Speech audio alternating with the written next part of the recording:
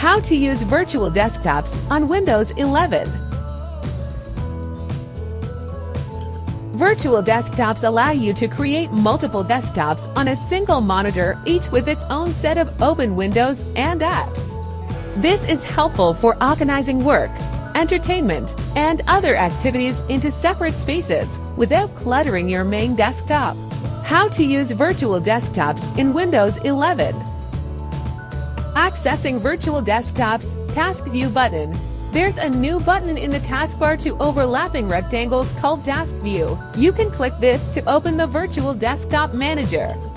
Shortcut. You can also use the keyboard shortcut Windows plus tab to quickly access it. Creating a new desktop. Click on the Task View button. At the top of the Task View, you'll see your current desktops. Click plus New Desktop to create a new one. Switching between desktops. In the Task View interface, click on the desktop you want to switch to.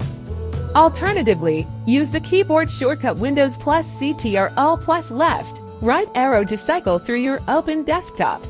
Moving apps between desktops. Open Task View, then drag any window or app preview onto another desktop thumbnail at the top of the screen to move it between desktops.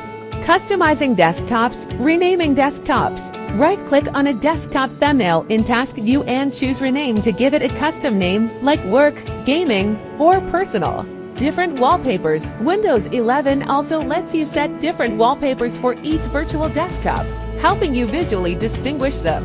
Closing desktops. To close a desktop, open Task View and hover over the desktop you want to close. Click the X button on the top right of the thumbnail. Benefits of virtual desktops. Organized workflow. Separate workspaces for different tasks, one desktop for work, another for entertainment, less clutter. You don't have to deal with too many open windows on a single screen. Multitasking. Easily switch between projects, tasks, or apps without losing focus. Thank you for your watching video and hope this can helping you. And stay tuned for the next episode.